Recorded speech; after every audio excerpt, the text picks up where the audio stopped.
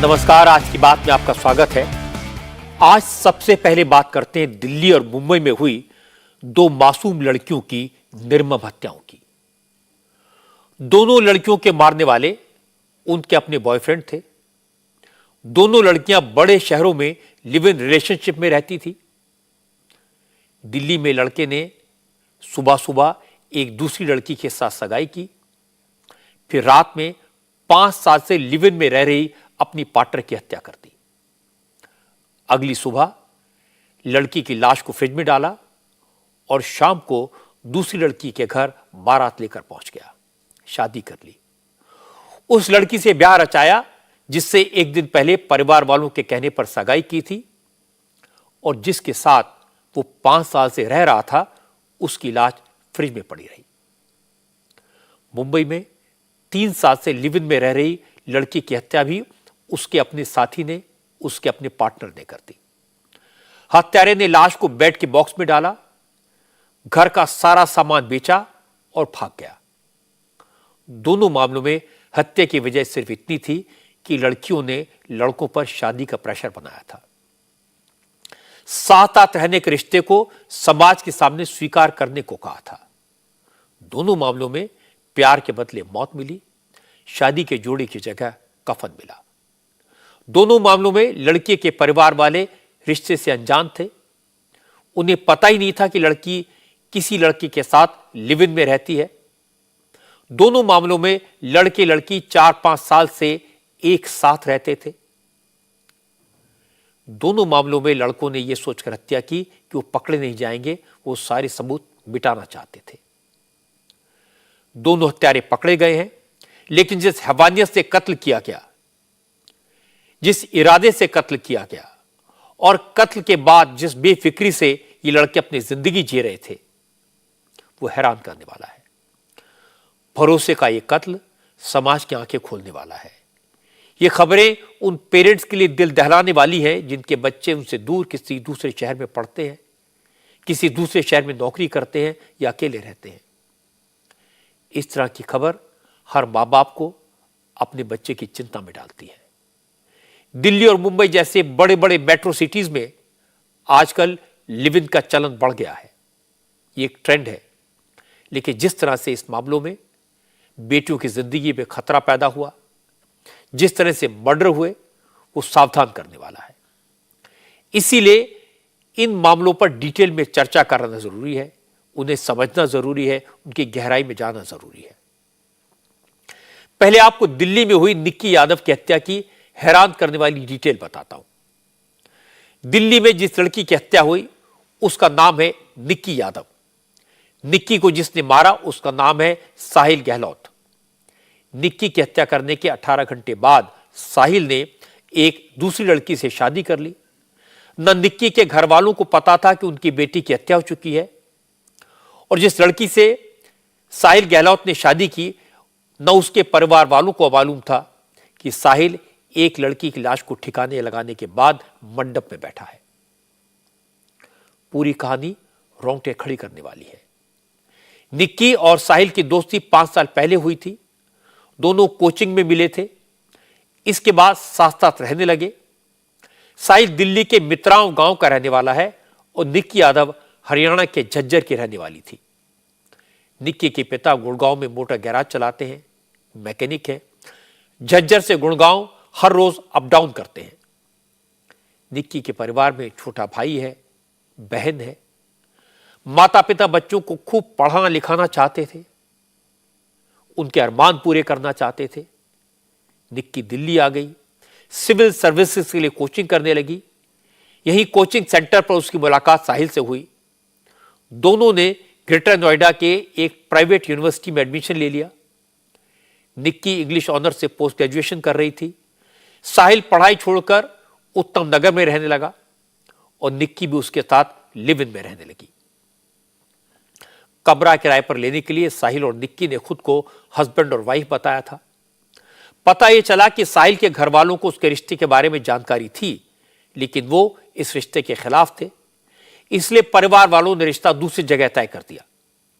10 फरवरी को शादी तय हो गई। पुलिस का कहना है कि साहिल ने 9 फरवरी को एक दिन पहले परिवार वालों की मर्जी से एक लड़की के साथ सगाई की। अगले दिन 10 फरवरी को उसकी शादी होनी थी, लेकिन साहिल के साथ लिव में रह रहे निक्की को साहिल की शादी के बारे में खबर लग गई। उसने साहिल पर परिवार वालों को हकीकत बताने को कहा। निक्की ने साहिल पर शादी का प्रेशर बनाया। दोनों में झगड़ा हुआ। इसके बाद साहिल ने पूरी प्लानिंग के साथ निक्की को घुमाने ले जाने का बहाना बनाया। 9 फरवरी की रात दोनों गाड़ी से निकले।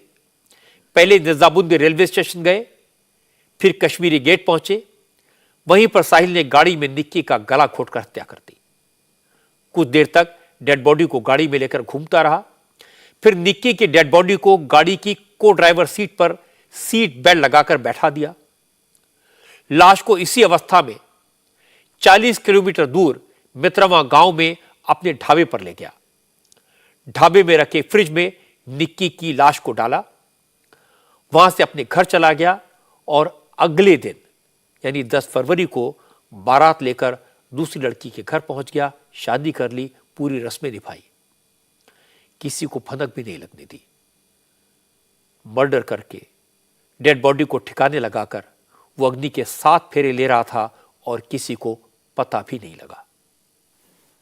साहिल गहलोत नाम के व्यक्ति का एक निक्की यादव नाम की महिला से मित्रता थी। 2018 से एक दूसरे को जानते थे।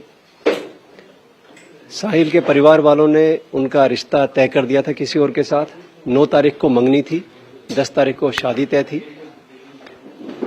ये बात जो विक्टिम इनकी महिला मित्र थी निक्की यादव, उनको जब पता चली तो उन्होंने कन्फ्रंट करने के लिए साहिल से मिलना चाहा।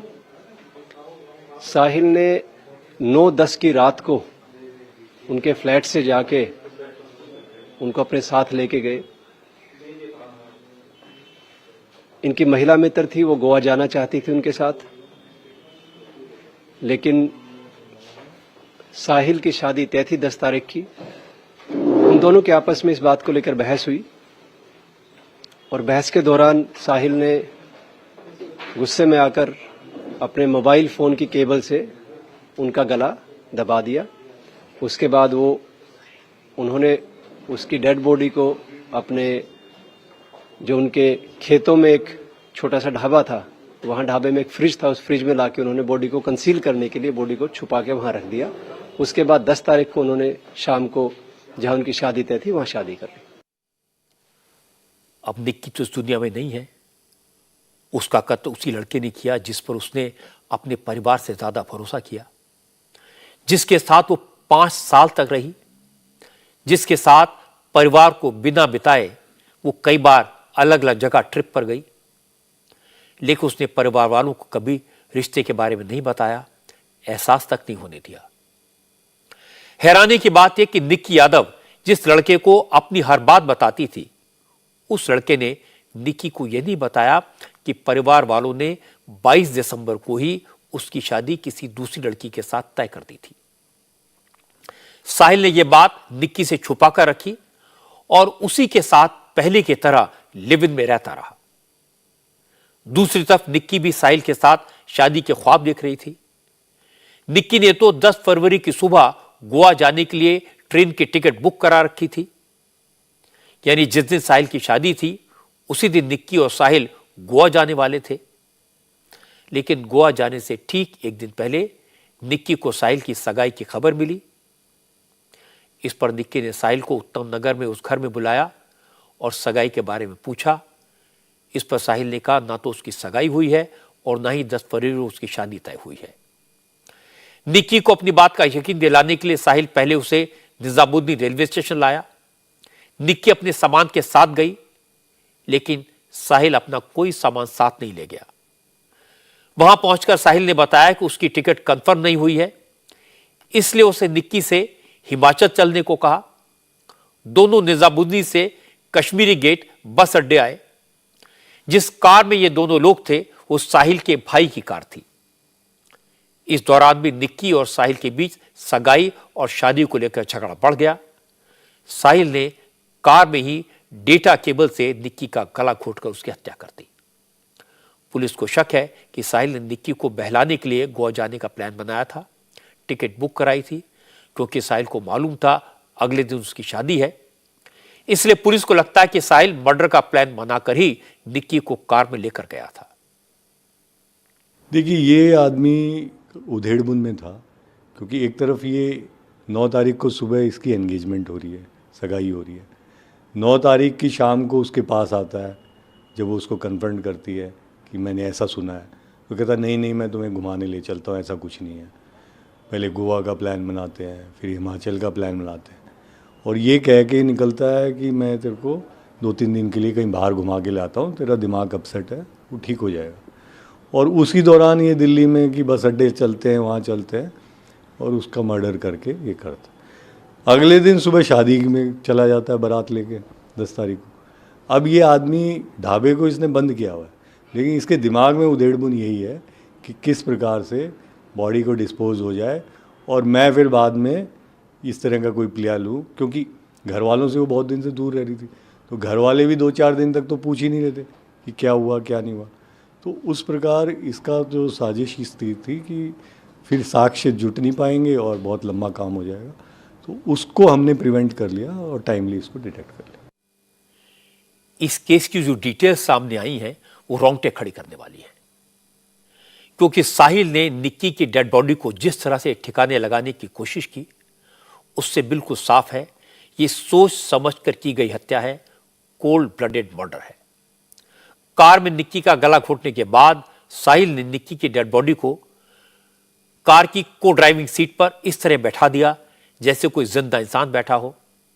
सीट बेल्ट से बॉडी को फिक्स कर दिया और 40 किलोमीटर दूर दिल्ली में नजफगढ़ के गांव में ले गया।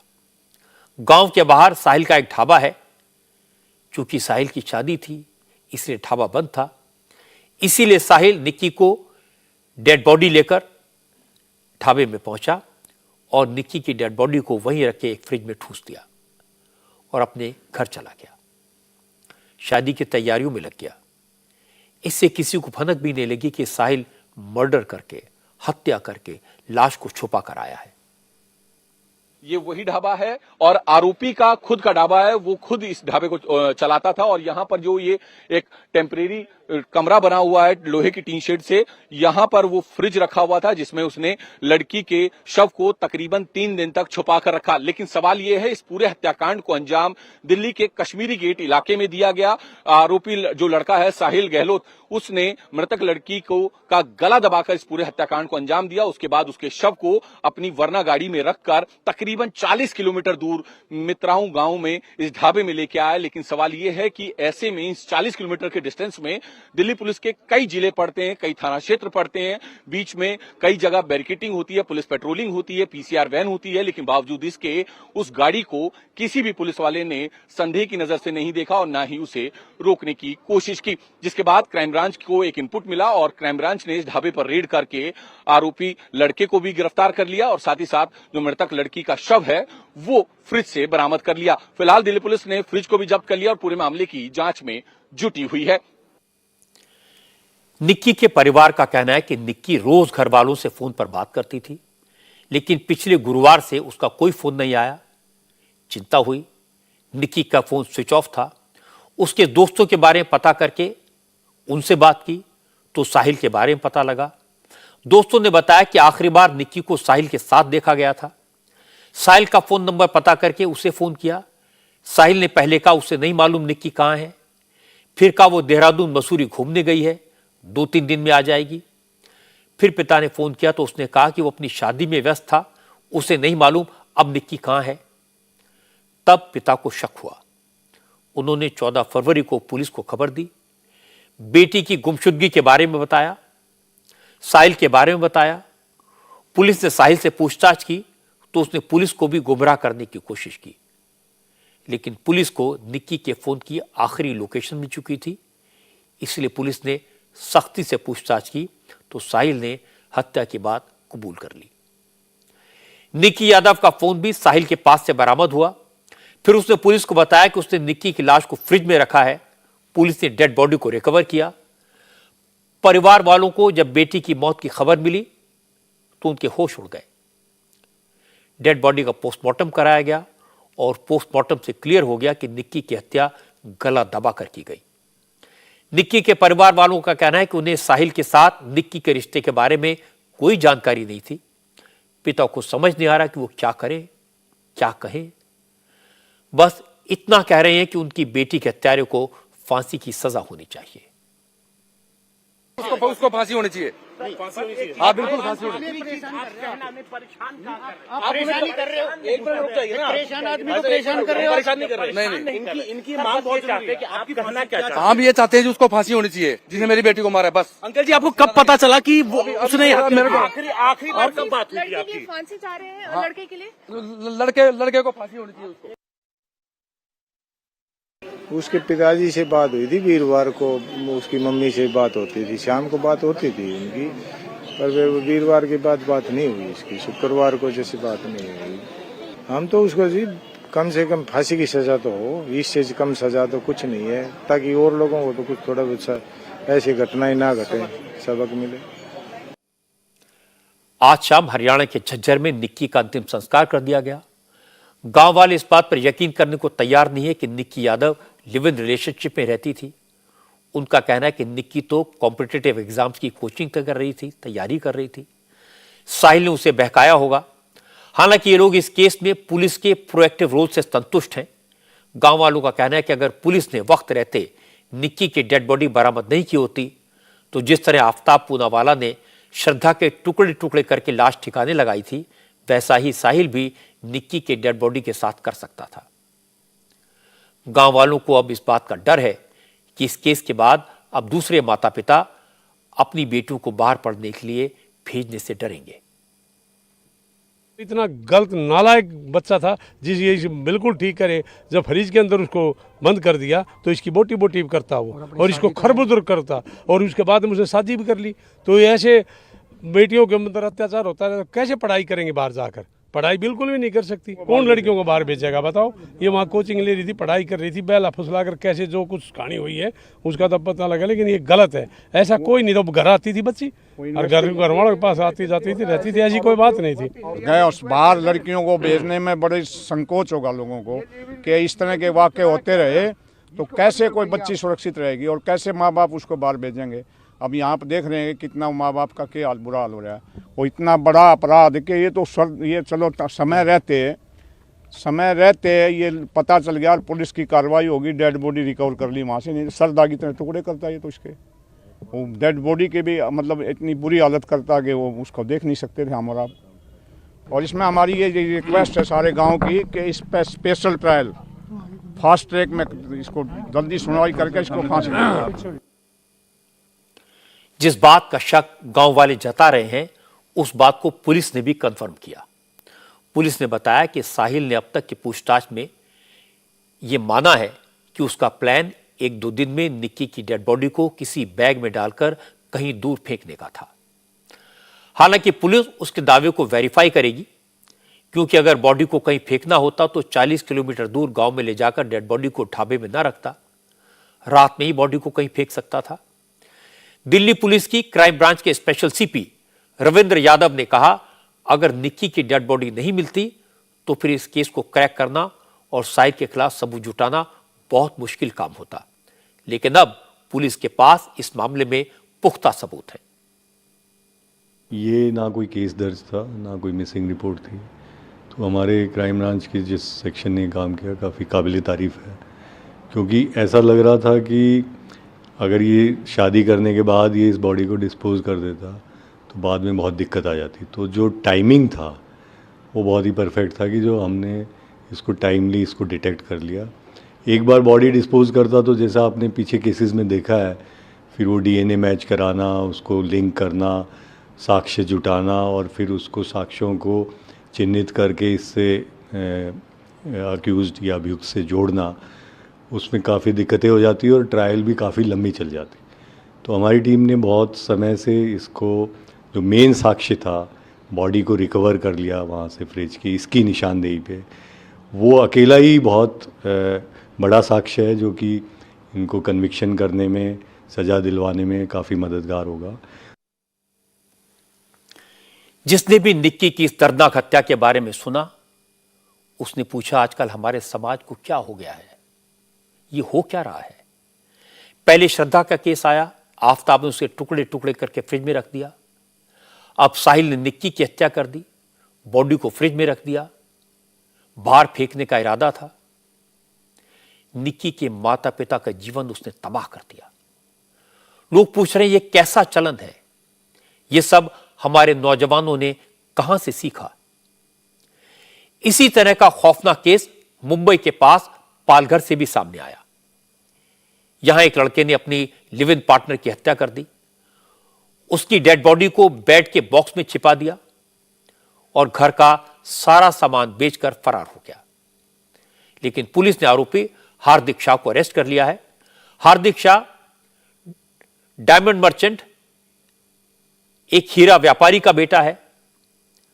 उसके 3 साल से मेघा नाम की महिला से रिश्ता था, अफेयर चल रहा था। कुछ महीने पहले हार्दिक और मेघा नाला सोपारा इलाके में किराए पर फ्लैट लेकर लिव इन में रहने लगे। हार्दिक बेरोजगार था और मेघा नर्स थी।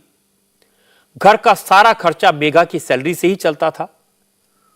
पुलिस के मुताबिक इसी बात को लेकर मेघा का हार्दिक से झगड़ा होता था कि वो कुछ काम क्यों नहीं करता। वो पूछती थी ऐसे कब तक चलेगा। मेघा हार्दिक से शादी करने को कहती थी, नौकरी खोजने को कहती थी। ऐसी बातों से नाराज होकर हार्दिक ने मेघा का मर्डर कर दिया। 3 दिन तक मेघा की लाश घर में पड़ी रही। उसी दौरान हार्दिक ने घर का सामान एक एक करके बेचा। हार्दिक ने घर में रखा कूलर, रेफ्रिजरेटर, वॉशिंग मशीन सब औने पौने दामों में बेच दिया और मेघा की लाश को बेड के बॉक्स में रखकर फरार हो गया। जब पड़ोसियों को घर से स्मेल आनी शुरू हुई तो पुलिस को खबर दी गई। पुलिस दरवाजा तोड़कर घर के अंदर घुसी तो मेघा के मर्डर का खुलासा हुआ। आपको उस फ्लैट के अंदर की तस्वीर भी दिखाते हैं, एक्सक्लूसिव तस्वीरें सिर्फ इंडिया टीवी पर आप देख सकते हैं। ये वो फ्लैट है 1 रूम किचन का और ये वो बेड है। इसी बेड के अंदर जो है मेघा की डेड बॉडी को जो है छुपाया गया था और उसके बाद में आरोपी हार्दिक शाह जो है वो यहां से फरार हो गया था। हालांकि पुलिस ने हार्दिक को गिरफ्तार कर लिया। दरअसल कुछ महीने पहले ही मेघा और हार्दिक जो है वो यहां पर किराए पर रूम लेकर रहने के लिए आए थे और उन्होंने एजेंट को जो जानकारी दी थी, रूम मालिक को जो जानकारी दी थी, वो ये दी थी कि दरअसल वो शादीशुदा है, पति पत्नी है। लेकिन जांच में अब बातें सामने आ रही कि दरअसल दोनों ने शादी नहीं की थी, दोनों लिविंग रिलेशनशिप में रहते थे। तस्वीरें आप देख सकते हैं यहाँ पर। यहाँ पर आप देखिए खून के धब्बे भी आपको दिखाई देंगे। जो बेड पर जो गद्दा होता है वो उस गद्दे की तस्वीरें आप देखिए। यहाँ पर वो गद्दे पर खून के धब्बे साफ तौर पर दिखाई दे सकते हैं। बेड के अंदर भी खून के धब्बे दिखाई दे रहे हैं और तमाम जो सामान है वो अस्त व्यस्त है। घर के अंदर के जो बाकी जो जरूरी सामान होते हैं वो एक भी जरूरी सामान यहाँ पर आपको दिखाई नहीं देगा, क्योंकि वॉशिंग मशीन से लेकर फ्रिज से लेकर कूलर तक तमाम जो घर के साजो सामग्री होती है उन तमाम सामग्री को हार्दिक ने स्क्रैप वाले को बेच दिया था, क्योंकि मेघा की हत्या के बाद उसे फरार होना था, उसे पैसों की जरूरत थी और इस वजह से घर की तमाम सामग्री को खुद हार्दिक ने स्क्रैप वाले को बेच दिया और तमाम जो पैसे मिले उन पैसों के साथ में फरार हो गया है। हमको सबसे पहले उसने मैसेज भेजा था मेरे छोटे बहन के नंबर पे, तो वहाँ से हमको पता चला कि ऐसे हुआ है और उसमें साथ में एक जो ब्रोकर वो बिल्डिंग में रहते थे उनका नंबर भी भेजा था। तो हमने उनसे कांटेक्ट किया। उनसे कांटेक्ट करने के बाद वो वहाँ से हमको वो पुलिस के पास जाके सभी इनको मतलब कंप्लेंट दिखाया। उसके बाद हम लोग वहाँ गांव से इधर कल आके जो भी फॉर्मेलिटीज़ है हम लोग कंप्लीट कर रहे हैं। उसका हम लोग रेगुलर बात होता था। तो पिछले दिन शनिवार को 11 बजे उससे बात हुआ था मेरे माँ का। उसके बाद से बात नहीं हो पाया था, तो मेन वो था। तो फिर बाद में जैसे ही हम जो उनके जो ब्रोकर बिल्डिंग में रहते थे उन्होंने जब हमको बताया कि ऐसा ऐसा सच्ची में हुआ है, तो हम लोग वहाँ से आके कल पहुँचे इधर से। हार्दिक शाह के पिता का मुंबई में डायमंड का अच्छा खासा कारोबार है, लेकिन मेघा के साथ रिलेशनशिप के बाद परिवार वालों ने हार्दिक को घर से बेदखल कर दिया था। उसके बाद हार्दिक ने भी परिवार से कोई कांटेक्ट नहीं रखा। वो मेघा के साथ रहने लगा और जब मेघा से झगड़े होने लगे तो उसने मेघा का कत्ल कर दिया। मेघा की हत्या करने के बाद हार्दिक भागकर राजस्थान चला गया, लेकिन फोन की लोकेशन से पुलिस हार्दिक तक पहुंच गई। उसका फैमिली भाईंदर में रहता था। अभी पता चला है कि वो मालाड शिफ्ट हो गए। उसके पिताजी डायमंड मर्चेंट है, ऐसा सुनने में आया है। और ये उन्होंने 3 साल पहले ही इसको घर से निकाल दिया था, बेदखल कर दिया था। 3 साल से उसके घर में आना जाना नहीं है। हीरा व्यापारी का लड़का है। हाँ, ये बात बराबर है। उसके पिताजी डायमंड मर्चेंट है, ऐसा समझ में आता है। अभी तक तो इतना पता चल रहा है कि 3 साल से वो रिलेशनशिप में थे। ये हार्दिक उसके गांव में भी मेघा के साथ जाके 1 महीना रह के आया है, इतना अभी तक पता चला है। और 3 साल से उनका रिलेशनशिप था और 6 महीने से एक साथ रह रहे थे। पहले मुंबई के रहने वाली श्रद्धा का दिल्ली में मर्डर, अब दिल्ली की निक्की और मुंबई की मेघा के मर्डर ने लिव इन रिलेशनशिप पर सवाल खड़े कर दिए हैं। लिव इन रिलेशनशिप में हत्याएं क्यों हो रही हैं? क्या साथ रहने वाली पार्टनर का मर्डर करना आसान होता है? क्या विश्वास जीतने के बाद हत्या करना आसान हो जाता है? क्या ऐसे भी केसेस हैं जहां लिव इन पार्टनर की हत्या हो गई और हत्यारा बचकर निकल गया? ये सारे सवाल इसलिए उठ रहे हैं क्योंकि लिव इन में मर्डर के सिर्फ ये 3 केसेस नहीं हैं। मैं कितने सारे ऐसे केसेस गिना सकता हूं जो हाईलाइट नहीं हुए। दिल्ली की अगर बात करें, दिल्ली के रोहिणी में अपने साथ रहने आई पहले से शादीशुदा पूनम की हत्या हो गई। हत्या करने वाला संजय कई महीने से उसके साथ था। दिल्ली में ही तिलक नगर इलाके में मनप्रीत ने अपनी 7 साल की लिव इन पार्टनर रेखा को मार डाला। गाजियाबाद के रमन ने अपने साथ रह रही दिव्या की हत्या कर दी, लाश को जंगल में फेंक दिया। दिव्या के कत्ल के बाद आराम से अपने घर में रहता रहा। ऐसी कितनी घटनाएं हैं।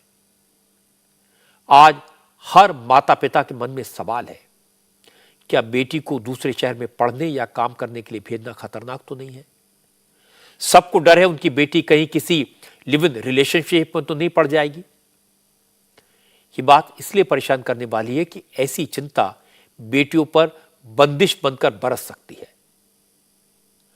माता पिता की परेशानी गलत नहीं है। एक भी ऐसा केस होता है तो उनकी रातों की नींद उड़ जाती है। इसलिए लड़कियां हो या लड़के, जो भी रिलेशनशिप है पेरेंट्स की जानकारी में होनी चाहिए। अनबन हो जाए, झगड़ा हो जाए तो माता पिता को इन्फॉर्म करना चाहिए। यह मानकर नहीं बैठ जाना चाहिए कि प्यार तो अंधा होता है। बदले हुए जमाने में सावधानी बरतने में ही समझदारी है। कल एक खौफनाक खबर कानपुर देहात से आई थी। प्रशासन की बेदर्दी के कारण मां बेटी की जिंदा जलकर मौत हो गई थी। इसके बारे में मैंने आपको डिटेल में बताया था। आज दोनों का अंतिम संस्कार कर दिया गया। मां और बहन के अंतिम संस्कार के बाद बेटे ने कहा कि फिलहाल वो सरकार के एक्शन से संतुष्ट है। प्रशासन ने इस मामले की मैजिस्ट्रियल इंक्वायरी के जांच दे दिए हैं, आदेश दे दिए हैं और इसके अलावा मामले की जांच के लिए एसआईटी का गठन भी किया गया है। एडीजी कानपुर जोन आलोक सिंह और कानपुर के कमिश्नर राजशेखर इस पूरे मामले की जांच करेंगे और 1 हफ्ते के भीतर जांच की रिपोर्ट देंगे। कल ही 15 लोगों के खिलाफ हत्या समेत गंभीर धाराओं में केस दर्ज कर लिया गया था। इस मामले में एसडीएम और लेखपाल को भी आरोपी बनाया गया है। इसके बाद आज पीड़ित परिवार ने पुलिस प्रशासन की मौजूदगी में मां बेटी का अंतिम संस्कार कर दिया। परिवार सरकार की कार्रवाई से संतुष्ट है। मां बेटी का अंतिम संस्कार हो गया है। हालात काबू में हैं, लेकिन सियासत शुरू हो गई है। आज कांग्रेस के नेताओं ने इस घटना के विरोध में प्रदर्शन किया। कांग्रेस के नेता राज्यपाल को ज्ञापन देना चाहते थे, लेकिन पुलिस ने कांग्रेस के जुलूस को राजभवन जाने से रोक दिया, तो कांग्रेस के नेता वहीं धरने पर बैठ गए। कांग्रेस के नेता नसीमुद्दीन सिद्दीकी ने सवाल किया कि सरकार बताए इस घटना में कातिल कौन है और उसे बचाने वाला कौन है। नसीमुद्दीन सिद्दीकी ने आरोप लगाया कि यूपी में जंगल राज आ गया है। सवाल यह है कि इसका कातिल कौन है और रक्षक कौन है। दुनिया में कहीं ऐसी तमसील नहीं मिलती। कातिल ही मुहाफिज है, कातिल ही सिपाही है। महसूस ये होता है ये दौरे तबाही है। महसूस ये होता है ये दौरे तबाही है। शीशे की अदालत है, पत्थर की गवाही है। कोई सुनवाई नहीं है। जंगल राज कायम है। धिक्कार है इसी सरकार पर। बीएसपी चीफ मायावती ने भी कानपुर की घटना के बहाने यूपी सरकार पर निशाना साधा। मायावती ने इस घटना पर 2 ट्वीट किए। मायावती ने योगी सरकार पर आरोप लगाया कि वो ये बुलडोजर वाली घटना है, उसी तरह की राजनीति का नतीजा है। बुलडोजर राज अब गरीब और निर्दोष लोगों की जान का दुश्मन बन गया है। मायावती ने कहा कि योगी की सरकार ने जिस इन्वेस्टर समिट का इतना प्रचार किया वो सब बेकार हो गया, क्योंकि पूरे देश में इन्वेस्टर समिट से ज्यादा चर्चा कानपुर देहात की घटना की हो रही है। यह सही है कि कानपुर में मां बेटी की मौत निर्मम हत्या से कम नहीं है। विरोधी दलों को सवाल उठाने चाहिए, इसके लिए प्रशासन को जिम्मेदार ठहराना चाहिए, लेकिन इसे इन्वेस्टर समिट से जोड़ना, इसे पूरे यूपी में जंगल राज की निशानी करा देना भी ठीक नहीं है। योगी के राज में उत्तर प्रदेश में कानून व्यवस्था में सुधार हुआ है, ये सब जानते हैं। सवाल तब उठाना चाहिए जब कोई घटना हो जाए और सरकार तुरंत एक्शन न ले। प्रश्न तब पूछे जाने चाहिए जब किसी की जान चली जाए और सरकार लापरवाही से खामोश बैठी रहे। अब मैं आपको अपने पड़ोसी देश पाकिस्तान का हाल दिखाता हूं। पाकिस्तान की आवाम कितनी मुसीबत में है और उसकी मुसीबत कल सुबह से कितनी और बढ़ जाएगी, क्योंकि सरकार ने टैक्सेस में जबरदस्त इजाफा किया है। इसकी वजह से पाकिस्तान के लोगों के लिए 2 वक्त की रोटी जुटाना अब और मुश्किल हो जाएगा। पाकिस्तान की हुकूमत ने IMF से $1.2 बिलियन का कर्ज लेने के लिए आज अपनी जनता पर 170 अरब रुपए का टैक्स लगा दिया। पाकिस्तान के खजाने में इस समय $3 अरब से भी कम फॉरेन एक्सचेंज है, जिससे उसका खर्च 16-17 दिन बड़ी मुश्किल से चल पाएगा। इसीलिए आज शहबाज शरीफ की हुकूमत ने सिगरेट, कोल्ड ड्रिंक, सीमेंट, शादी के बाद वलीमे के दावतों पर एडवांस टैक्स लगा दिया। कई और प्रोडक्ट्स पर एक्साइज ड्यूटी बढ़ा दी गई। 4 दिन पहले ही शहबाज शरीफ की सरकार ने नेचुरल गैस की कीमतों में 112% तक का इजाफा किया था। इसके अलावा एयरलाइन टिकट, बिजली, पेट्रोल डीजल के रेट भी बढ़ा दिए गए हैं। शहबाज शरीफ की हुकूमत ने 170 अरब रुपए के जो नए टैक्स लगाए हैं, उन्होंने जनता की कमर तोड़ दी है।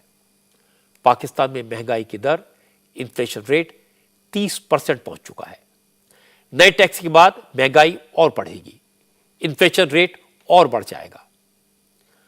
पाकिस्तान में आज की तारीख में दूध 210 रुपए लीटर बिक रहा है, आटा 200 रुपए किलो, दालें 250 से 350 रुपए किलो, चावल 300 रुपए किलो तक बिक रहा है। सीजन होने के बाद भी पाकिस्तान में आलू 70-80 रुपए किलो और प्याज 200 रुपए किलो, टमाटर 150 रुपए किलो और चिकन 1100 रुपए किलो और मटन 1600 रुपए किलो बिक रहा है।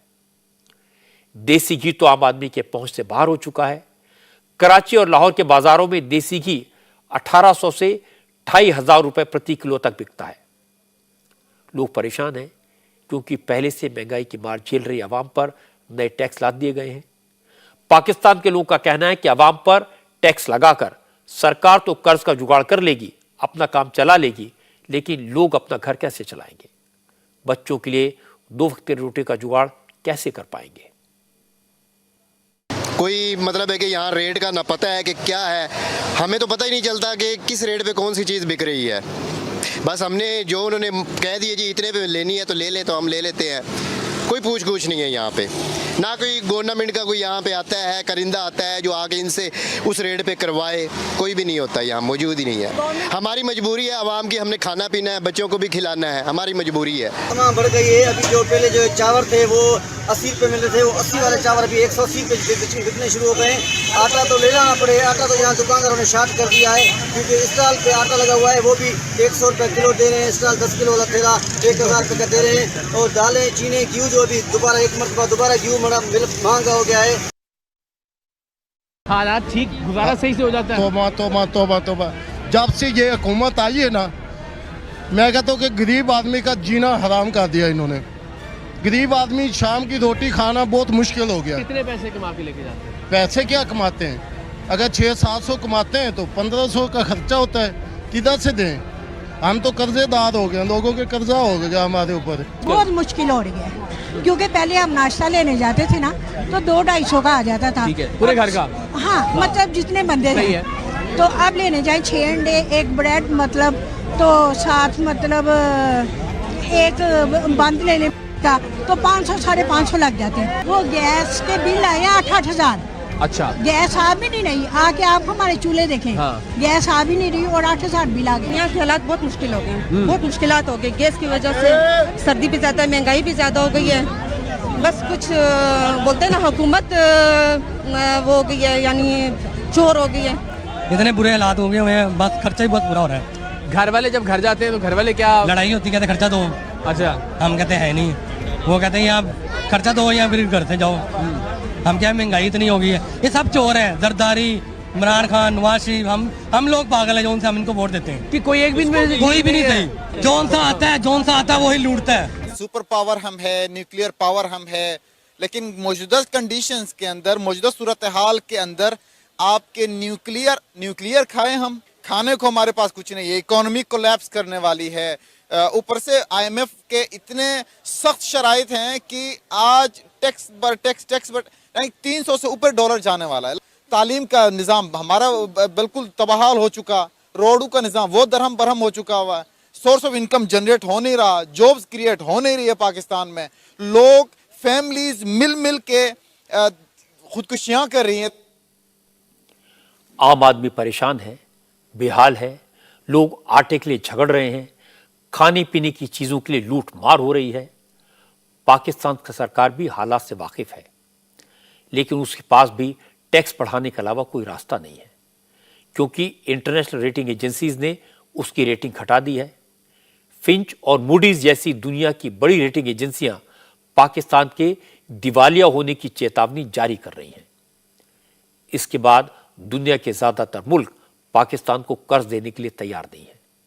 सऊदी अरब, UAE और चाइना जैसे पाकिस्तान के दोस्त मुल्कों ने कह दिया कि पहले पाकिस्तान IMF के साथ डील कर ले, फिर वो नए लोन देंगे। कतर ने कहा कि वो पाकिस्तान की मदद के बदले में उसके LNG प्लांट अपने कब्जे में लेगा। क्योंकि IMF ने 1.2 अरब डॉलर के कर्ज के लिए 170 अरब रुपए का टैक्स लगाने की कंडीशन रखी है, इसलिए शहबाज शरीफ की हुकूमत ऑर्डिनेंस जारी करके नए टैक्स लगाना चाहती थी। लेकिन पाकिस्तान के राष्ट्रपति आरिफ अलवी ने ऑर्डिनेंस पर दस्तखत करने से इनकार कर दिया और कहा कि सरकार यह बिल नेशनल असेंबली से पास करवाए। पाकिस्तान के प्रेसिडेंट ने टैक्स बढ़ाने वाले ऑर्डिनेंस पर साइन करने से इनकार कर दिया, तो मजबूरी में शहबाज शरीफ की हुकूमत को पार्लियामेंट में नए टैक्स लगाने का बिल पेश करना पड़ा। पाकिस्तान के फाइनेंस मिनिस्टर इशाक डार ने माना कि टैक्स बढ़ाने के अलावा सरकार के पास और कोई चारा नहीं है। शहबाज सरकार ने टैक्स बढ़ाया तो इमरान खान की पार्टी ने उस पर हमला बोल दिया। इमरान खान ने भी शहबाज शरीफ सरकार को निशाने पर लिया। इमरान ने कहा कि पाकिस्तान को तो इंडिया से सीखना चाहिए। अगर पाकिस्तान के जनरल्स ने उनकी सलाह मानी होती तो भारत की तरह पाकिस्तान में भी महंगाई काबू में होती, पाकिस्तान की आवाम इस तरह से भूख से तड़प न रही होती। मैंने सदर पुतिन से तय कर लिया था कि जिस तरह हिंदुस्तान को सस्ता तेल दे रहे हैं, हमें भी वो सस्ता तेल दें। यहां वापस आए तो यहां जनाब हमारा आर्मी चीफ कहता कि नहीं, कंडेम करो रूस को क्योंकि उन्होंने यूक्रेन में इन्वेड कर दिया। हमने उनको समझा, उसको मैंने बताया कि हिंदुस्तान तो नहीं कंडेम कर रहा, अमेरिका का वो स्ट्रेटेजिक एलाय है, क्वाड का मेंबर है, वो तो नहीं कंडेम कर रहा, तो हमें न्यूट्रल रहना चाहिए जो हिंदुस्तान रह रहा। हमारे आर्मी चीफ ने, आप ये सोचें कि खुद एक यानी ग्रेड 22 ऑफिसर ने बैठ के एक सिक्योरिटी का सेमिनार था, उसने खुद कंडेम कर दिया रूस को। हम उनसे सस्ता तेल ले रहे हैं, उसने कंडेम कर दिया, और अमेरिका को खुश करने के लिए। अब इससे नतीजा क्या हुआ? हिंदुस्तान का जो महंगाई थी, इन्फ्लेशन थी, वो कोई 7.5% थी। दुनिया में तेल ऊपर गया क्योंकि लड़ाई जब होती रही थोड़ा और ऊपर चला गया। हिंदुस्तान की इन्फ्लेशन 7.5% से 5.5% पे आ गई। पाकिस्तान की इन्फ्लेशन 12% थी, हमारी 12% से इन्फ्लेशन 30% पे चली गई क्योंकि हम महंगा तेल ले रहे थे, तेल की कीमत ऊपर चली गई। अब नुकसान किसको हुआ? पाकिस्तानी अवाम को। दो बातें नोट करने वाली हैं। एक तो जब तक इमरान खान प्राइम मिनिस्टर थे, हर बात पर भारत को कोसते थे, प्रधानमंत्री मोदी की नीतियों पर सवाल उठाते थे, लेकिन जब से उनकी कुर्सी गई है, उनके सुर बदल गए हैं। पहले उन्होंने भारत की विदेश नीति की तारीफ की, पाकिस्तान के लोगों को बताया कि कैसे भारत की फॉरेन पॉलिसी इंडिपेंडेंट है। भारत न अमेरिका के प्रेशर में आया, न रशिया के। अब इमरान खान लोगों को बता रहे हैं कि कैसे हिंदुस्तान में महंगाई काबू में है, कैसे प्रधानमंत्री मोदी की पॉलिसीज की वजह से कीमतें नहीं बढ़ पाई। जहां तक पाकिस्तान की इकोनॉमी का सवाल है, इसकी बुरी हालत के लिए वहां की पॉलिटिकल लीडरशिप और वहां की फौज दोनों जिम्मेदार हैं। सब ने मिलकर मुल्क को लूटा है और खामियाजा वहां की जनता को भुगतना पड़ रहा है। पाकिस्तान ने $1 अरब का कर्ज पाने के लिए अपनी जनता के ऊपर 170 अरब रुपयों का टैक्स लगा दिया, जो किसी भी मुल्क के लिए शर्म की बात है। और भारत ने एविएशन इंडस्ट्री की अब तक की सबसे बड़ी डील की है। किसी भी मुल्क के लिए यह गर्व की बात है। यह सौदा करीब $100 बिलियन का है। टाटा ग्रुप की एयरलाइन एयर इंडिया ने अमेरिका की बोइंग और यूरोपियन कंपनी एयरबस से 470 एयरक्राफ्ट खरीदने का सौदा किया है। विमानों की खरीद की ये दुनिया में अब तक की सबसे बड़ी डील है। इस डील के तहत एयर इंडिया एयरबस से 250 एयरक्राफ्ट और अमेरिकी विमान कंपनी बोइंग से 220 एयरक्राफ्ट लेगा। इस सौदे का ऐलान प्रधानमंत्री मोदी और फ्रांस के प्रेसिडेंट इमैनुअल मैक्रों की मौजूदगी में हुआ, जो वर्चुअली इस प्रोग्राम से जुड़े। इसके बाद प्रधानमंत्री ने अमेरिका के प्रेसिडेंट जो बाइडेन से भी इस डील के बारे में बात की। नए सौदे के तहत एयर इंडिया को नए विमान इसी साल से मिलने शुरू हो जाएंगे और अगले साल तक एयर इंडिया को 470 में से 50 एयरक्राफ्ट डिलीवर भी हो जाएंगे। फ्रांस के प्रेसिडेंट मैक्रों के साथ वर्चुअल मीटिंग में प्रधानमंत्री मोदी ने कहा कि भारत बहुत जल्द एविएशन सेक्टर का तीसरा सबसे बड़ा मार्केट बन जाएगा। अगले कुछ साल में भारत को 2000 विमानों की जरूरत होगी। इस डील से कंपनियों को ही नहीं, भारत, फ्रांस और अमेरिका को भी फायदा होगा। यह महत्वपूर्ण डील भारत और फ्रांस के गहराते संबंधों के साथ साथ भारत के सिविल एविएशन सेक्टर की सफलताओं और आकांक्षाओं को भी दर्शाती है। आज हमारा सिविल एविएशन सेक्टर भारत के विकास का अभिन्न हिस्सा है। सिविल एविएशन को मजबूत करना हमारी नेशनल इंफ्रास्ट्रक्चर स्ट्रेटेजी का एक महत्वपूर्ण पहलू है। पिछले 8 वर्षों में भारत में हवाई अड्डों की संख्या 74 से उछलकर 147 हो गई है, यानी लगभग 2 गुनी बढ़त। हमारी रीजनल कनेक्टिविटी स्कीम उड़ान के माध्यम से देश के सुदूर हिस्सों की एयर कनेक्टिविटी से जुड़ रहे हैं, जिससे लोगों के आर्थिक एवं सामाजिक विकास को बढ़ावा मिल रहा है। निकट भविष्य में भारत एविएशन सेक्टर में विश्व का तीसरा सबसे बड़ा मार्केट बनने जा रहा है। कई आकलनों के अनुसार भारत को अगले 15 वर्षों में 2000 से अधिक विमानों की आवश्यकता होगी। आज की ऐतिहासिक घोषणा इस बढ़ती मांग को पूरा करने में सहायक होगी। एयरबस एक मल्टीनेशनल यूरोपियन कंपनी है, जिसका मेन प्रोडक्शन हब फ्रांस के ब्लानेक शहर में है। एयर इंडिया और एयरबस की डील से ब्रिटेन, जर्मनी और स्पेन को भी फायदा होगा, लेकिन एयरबस को 250 विमानों का जो ऑर्डर मिला है, इसका सबसे ज्यादा फायदा फ्रांस को होगा। फ्रांस के प्रेसिडेंट इमैनुअल मैक्रों ने कहा कि फ्रांस लगातार भारत के साथ हाईटेक प्रोडक्ट शेयर कर रहा है। मैक्रों ने कहा इस डील से भारत के मेक इन इंडिया मिशन में फ्रांस भी पार्टनर बन जाएगा। Airbus is contributing to the outstanding development of India. Bharat की तरक्की के शानदार सफर में एयरबस भी योगदान दे रही है और उसके 250 नए विमान जब एयर इंडिया को सौंपे जाएंगे तो ये इस दिशा में एक और कदम होगा।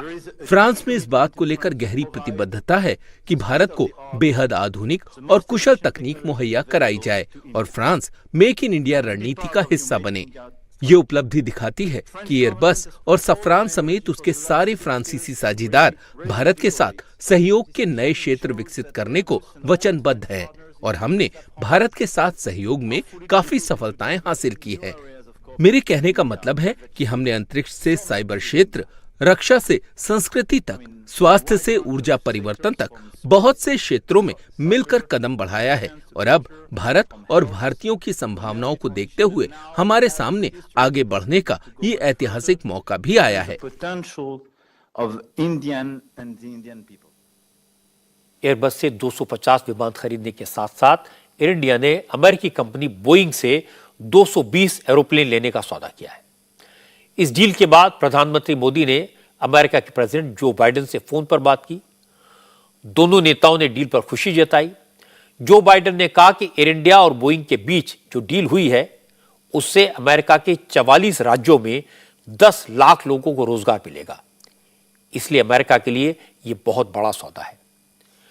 व्हाइट हाउस की प्रवक्ता ने बताया कि बोइंग एयर इंडिया डील से भारत का एविएशन सेक्टर नई उड़ान भर सकेगा।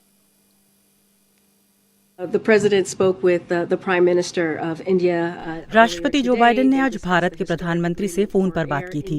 दोनों नेताओं ने एयर इंडिया के अमेरिका में बने 200 बोइंग विमान खरीदने के सौदे के ऐतिहासिक समझौते को लेकर बातचीत की। राष्ट्रपति बाइडेन ने कहा कि इस सौदे से अमेरिका के 44 राज्यों में 10 लाख अमेरिकी नागरिकों को रोजगार मिलेगा और भारत में हवाई यातायात की बढ़ती मांग भी पूरी होगी।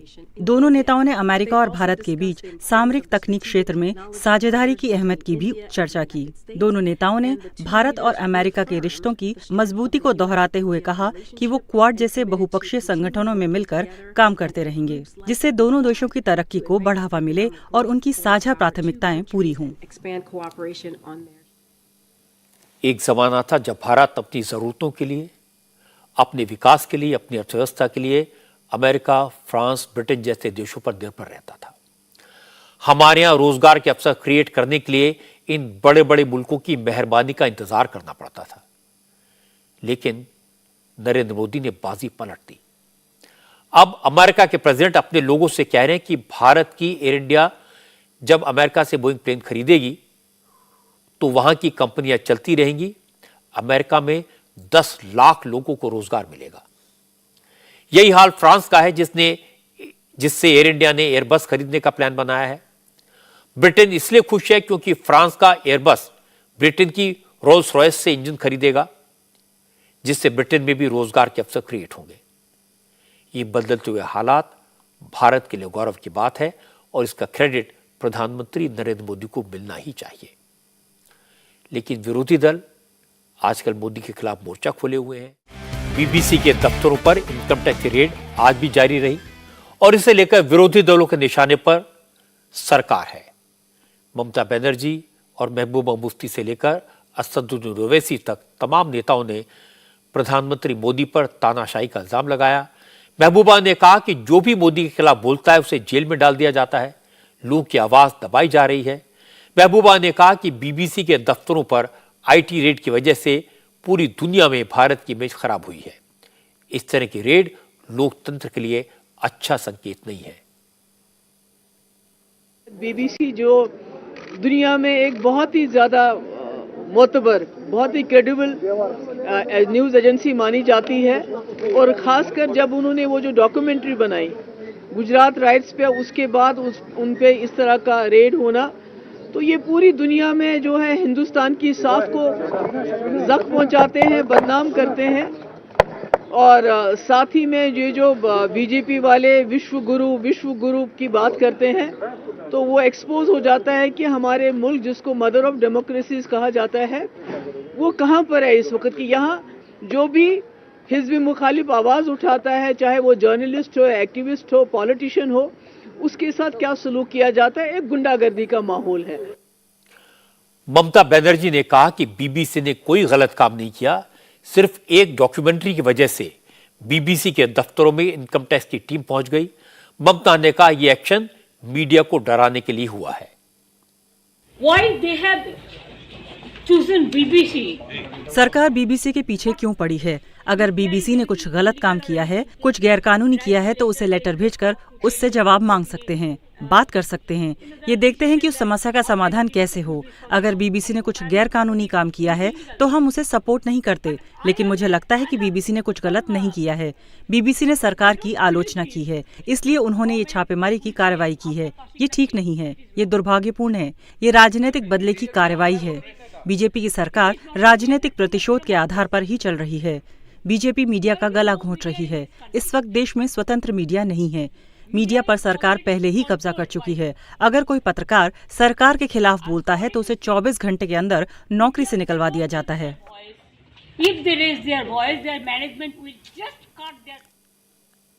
छत्तीसगढ़ के मुख्यमंत्री भूपेश बघेल ने भी ममता की बात को सपोर्ट किया। भूपेश बघेल ने कहा कि अब ये साफ है, जो भी केंद्र सरकार के खिलाफ बोलेगा उसके खिलाफ इसी तरह की कार्रवाई होगी। ये तो लगातार चल रहा है, जो भी केंद्र सरकार खिलाफ बोले उसके खिलाफ कार्रवाई होती है, चाहे वो कोई राज्य के नेता हो, सरकारें हो, चाहे वो हमारे कांग्रेस के नेता हो, हमारे पूर्व राष्ट्रीय अध्यक्ष राहुल जी हो, चाहे मीडिया हाउस हो, जो कुछ बोले उसके खिलाफ कार्रवाई होगी। ये संदेश हो गया, कल बीबीसी कार्यक्रम से स्पष्ट हो गया। बीबीसी के दफ्तरों पर आईटी सर्वे ने असदुद्दीन ओवैसी को इमरजेंसी की याद दिला दी। ओवैसी ने कहा ये इमरजेंसी जैसे हालात हैं, अगर इसी तरह से सरकार की आलोचना करने पर एक्शन होगा तो लोकतंत्र कैसे बचेगा। फ्रीडम ऑफ प्रेस एक जमहूरियत के लिए, एक जमहूरियत के जिंदा रहने के लिए बहुत ज़रूरी है, और फ्रीडम ऑफ प्रेस आज़ाद होना चाहिए। और अगर प्रेस अगर सिर्फ किसी एक रूलिंग पार्टी हो या किसी एक पार्टी की ही तायीद में या तारीफ में न्यूज़ दिखाएगा और उनकी नाकामियों को, उनके मिसगवर्नेंस को नहीं अगर दिखाएगा तो उनको दबाया जाएगा, तो फिर ये जमहूरियत कमज़ोर पड़ेगी। जो कुछ गुजरात में हुआ वो कौन डिनाई कर सकता है, और फिर सरकार ने क्यों बैन किया उसको अंग्रेज़ों के बनाए हुए कानून के तहत। आपने जो उस जनरेशन को, जिसको हम जनरेशन जी कहते हैं, उनको तो पता ही नहीं था, और वो आपने दिखा दिया, उनको सब देख लिए। आज आप उन पर रेड हो रहा है, उन पर रोका जा रहा है। बीबीसी के ऑफिसर्स पर इनकम टैक्स रेड की कार्रवाई अभी भी जारी है। एक्शन की टाइमिंग को लेकर सवाल उठाए जा रहे हैं, उठने भी चाहिए। मीडिया पर इसे हमला बताया जा रहा है, वो भी ठीक है, लेकिन इनकम टैक्स की एक रेड को लेकर यह कहना कि भारत में लोकतंत्र खतरे में है, सरकार ने पूरे मीडिया पर कब्जा कर लिया है, मीडिया सरकार के दबाव में है, यह भी ठीक नहीं है। आप जानते हैं कि जम्मू कश्मीर में जो एंटी एंक्रोचमेंट ड्राइव चल रहा है, उसको लेकर महबूबा मुफ्ती लगातार केंद्र सरकार पर हमले करती हैं, लेकिन आज महबूबा काफी आगे बढ़ गई। उन्होंने कश्मीर के लोगों को बगावत के लिए उकसाया। महबूबा मुफ्ती ने कहा अब वक्त आ गया कि कश्मीर के लोग अपनी जमीन का कंट्रोल अपने हाथ में ले लें। महबूबा ने कहा कि जम्मू कश्मीर में कोई भी जमीन, भले ही वो सरकार की हो, वो यहाँ के लोगों की जमीन है, इसलिए अब लोगों को सड़क पर आना चाहिए और अपनी जमीन पर कब्जा कर लेना चाहिए। जम्मू कश्मीर की जमीन जम्मू कश्मीर के लोगों की है। मैं जम्मू कश्मीर के लोगों को ये बताना चाहती हूँ, अपनी ज़मीन का कंट्रोल ले लो अपने हाथों में। चाहे वो हमारी मोहल्ला कमेटीज़ हैं, चाहे हमारी पंचायतें हैं, चाहे दूसरे हैं, अपनी ज़मीन के यहाँ की ज़मीन के मालिक यहाँ के लोग हैं। स्टेट होता है, we are a stateless people. हमारी इस वक्त कोई रियासत भी नहीं है, कुछ भी नहीं है, तो ऐसे में हमारे मालिक हमारे लोग हैं और उनको अपनी ज़मीन का जो कस्टडी है अपने हाथ में लेनी चाहिए। इस तरह से वो हमें एनक्रोचर का नाम दे, कि नाजायज़ कब्जे करने वालों का नाम दे। पहले तो एंटी नेशनल बुलाते थे, अब नाजायज़ कब्जावर करके बुलाते हैं। हम नाजायज़ कब्जावर नहीं है, ये हमारी ज़मीन है, इस पे हमारा कंट्रोल है और लोगों को इसका कंट्रोल लेना चाहिए, चाहे वो घास चराए हो, चाहे वो शामलियात हो, चाहे वो कस्टोडियन लैंड हो, चाहे वो स्टेट लैंड हो, ये यहाँ के लोगों की जमीन है। इसके बाद महबूबा ने कहा कि सरकार कश्मीरी मुसलमानों को परेशान करना चाहती है, इसलिए मुसलमानों की जमीन छीनी जा रही है।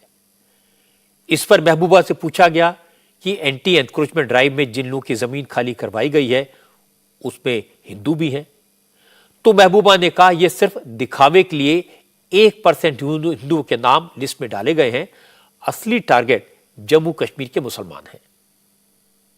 आप तो देख रहे हैं ना आजकल ग्राउंड पे क्या दिखाई दे रहा है। आप पहले नौकरियों से लोगों को निकालो, जेल में नौजवानों को डाल दो, जर्नलिस्ट को जेल में डाल दो, अब जो रही सही कसर थी वो हमारे घर गिरा के पूरी की जा रही है। तो इससे और बड़ा नया कश्मीर क्या हो सकता है, इससे बड़ी तरक्की उनके लिए और क्या हो सकती है जो शुरू से ही जिन्होंने मुसलमानों के खिलाफ रहते हैं, जो मुसलमानों के खिलाफ आप जहां जहां देखिए डेमोलिशन, जहां दिल्ली में भी हो रही है वहां भी किन एरियाज में डेमोलिशन हो रही है, यहाँ भी जो हो रहा है, जम्मू में जो हो रहा है, तो ये किसके खिलाफ हो रहा है? जिसको भी किसी को भी हटाते हैं, चाहे वो हिंदू हो मुसलमान हो, हम उसके खिलाफ हैं। मगर कहीं सिंबॉलिक डेमोलिशन होती है ये दिखाने के लिए, बैलेंस करने के लिए, वो भी हम समझ पाते हैं कि क्या है कि जहां आप 99% जो है मुसलमानों के घर, उनकी दुकानें, उनके शॉपिंग मॉल, उनके कॉम्प्लेक्सेस, गरीबों की घर, उनकी झोंपड़ियां उड़ा रहे हैं, वहां आप दूसरी कम्युनिटी के एक आध घर को भी उड़ा रहे हैं। तो ये मुझे लगता है ये एक बैलेंसिंग एक्ट है। मेरी जानकारी यह है कि जम्मू कश्मीर में बिना किसी भेदभाव के सरकारी जमीनों से गैर कानूनी कब्जे हटाए जा रहे हैं। जिन लोगों को नोटिस मिले हैं वो गैर कानूनी कब्जे खुद खाली कर रहे हैं, लेकिन अब महबूबा मुफ्ती और फारूक अब्दुल्ला जैसे नेता एंटी एनक्रोचमेंट ड्राइव को हिंदू मुसलमान का रंग दे रहे हैं। आज फारूक अब्दुल्ला ने भी कहा कि सरकार भारत को हिंदू राष्ट्र बनाना चाहती है, इसीलिए जम्मू कश्मीर में एंटी एनक्रोचमेंट ड्राइव चल रहा है। मुझे लगता है कि जो लोग जम्मू कश्मीर में कई बार चीफ मिनिस्टर रहे, जिनकी वहां सरकारें रही, वो इस तरह की बातें कहें, ये ठीक नहीं लगता और ये देश के लिए अच्छा नहीं है। इंडिया टीवी हर वक्त हर जगह डाउनलोड करने के लिए सर्च करें India TV news Google play store या ऐप स्टोर पर।